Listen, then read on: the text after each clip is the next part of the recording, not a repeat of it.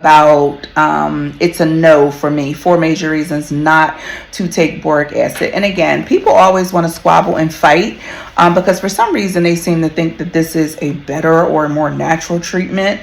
And listen, here's how I do. Eat the meat and throw away the bones. If this doesn't apply to you, great. If it's not something you want to hear or believe, great. I'm here to educate, not intimidate or confront or any of the above. And anything I'm saying actually can be confirmed online. Like, but don't go to blog sites. Don't go to actual, medical sites. And sometimes it's difficult for you guys to find it, but actual medical sites that are going to give you the appropriate information when it comes to these things we're talking about. Now, boric acid is near and dear to my heart because I think it's the funniest thing ever, okay? And the reason for that is a lot of you guys are not necessarily in my age group. Some of you are. But a lot of you are not necessarily in my age group, right? I'm sorry, I'm trying to put this cap on a pen. It's killing me. So you guys don't remember, or maybe, I don't know, but I know, I'm going to tell you what happened in West Philly. When you had old people, and I mean old people, your grandma, your great-grandma, all the people, you would see all that dust, that white little stuff sprinkled around the baseboards, and they'd be like, don't touch that stuff in their house. Well, y'all do know that was boric acid, and it's the same boric acid. Boric acid is boric acid. There's no special designer boric acid. The people who will convince you that it's this special designer boric acid are the people who are trying to sell it to you. Okay. Yeah, so let's kind of get into that. So I said there were 4 reasons that I would not do boric acid, and I never give it to my patients. I think it's so funny when people are like, I take mine every month and it's great. Well, if it's great, why are you taking it every month? When it comes to vaginitis, the trick with vaginitis, y'all ready for this? And I'm actually going to do a full podcast, like a full podcast video on vaginitis, so stay tuned. I've done a bunch of like lives and series and all that, but I'm actually going to do a full video so you can find everything in the same place. But let's get back on this boric acid. So when it comes to boric acid, the one reason that I said, the number one reason, is that it's a pesticide. Okay. Now, yes, it's meant for cockroaches, and they would also use it for mice back in the day, but for cockroaches. Now, let me tell you, first of all, let's get to the point. The EPA, the Environmental Protection Agency, has literally classified this as a poisonous pesticide. When exposed to cockroaches, or when cockroaches are exposed to boric acid, which is why your grandmama used to use it, it literally, they said it feels like they are eating shards of glass that is slowly shredding them from the inside. Right. Now, let me take an aside and let me give you something. When you put something in your vagina, it is a direct shot into your bloodstream because your vagina is so incredibly vascular. Okay? So anything in that vagina goes into that bloodstream. So everybody's trying to find the more natural, the medicine does this, the medicine does that, right? But what we're going to do instead is use a pesticide, a poisonous pesticide, by the way.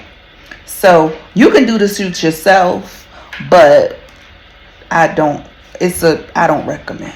Okay. The next reason is it's actually poisonous to humans. Now, if you are using those little, what do you call them? Those little boric acid torches or suppositories or cream or however they selling it to y'all, I don't even know. I don't even invest my time in it. Just please wash your hands afterwards, because if ingested, like if it is in, like if it gets into your mouth, it can actually cause problems. It actually caused death. They had done a study, I think it was like 1988 or maybe 2000. I don't know. Either way, it was over in like malaria or some crazy place like that. And they were ingesting it, and I think like 13 people died. They accidentally ingested it. It wasn't purposeful, it was accidental, and like 13 people died. So let's not do that because it can be poisonous. And how do you know, like, oh my God, did I wash my hands after? You should be washing your hands after you touch your cootie puff.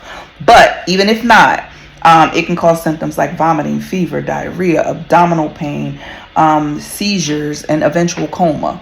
So yeah, just try not to put it in your mouth. And my attitude is, if it's going to cause that in the mouth, do you really want it in your bloodstream? I mean, do the suit yourself. But these are just questions that I ask myself. The next reason that I said is because it's an environmental pollutant. What does that mean? You think that the water and the environment,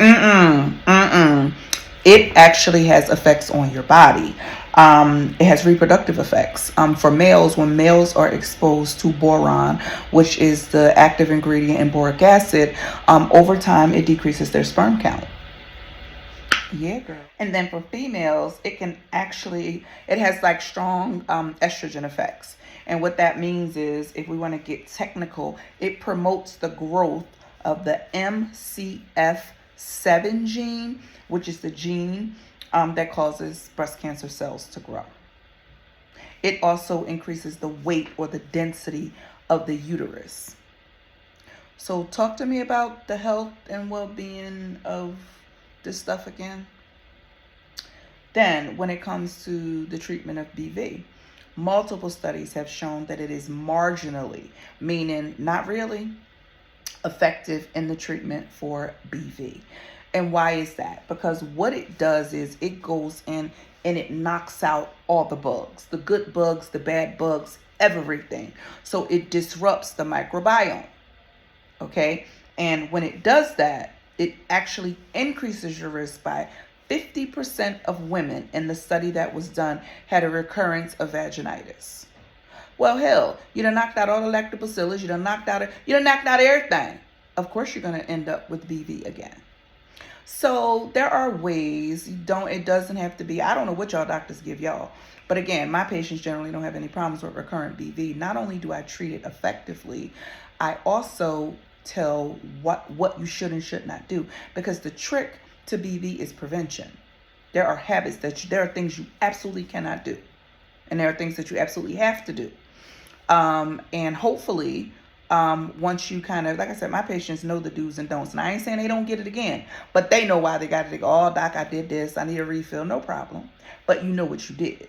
There's nobody in the practice who can be like, I'm tired of getting, and you ain't fixing it. Nobody. Absolutely nobody. So I look at it like this. It's tried and true. You're using your boric acid every single month to fix the problem every time you get it. And if done what's supposed to be done, my patients don't get it. So with that being said, this is not about being confrontational. This is not about my doctor versus your doctor versus I like this, I don't like this. Doesn't matter. This is for educational purposes only. And I hope this has blessed somebody. And there will be a full video. I'm not sure when, but there will be a full video on vaginitis itself.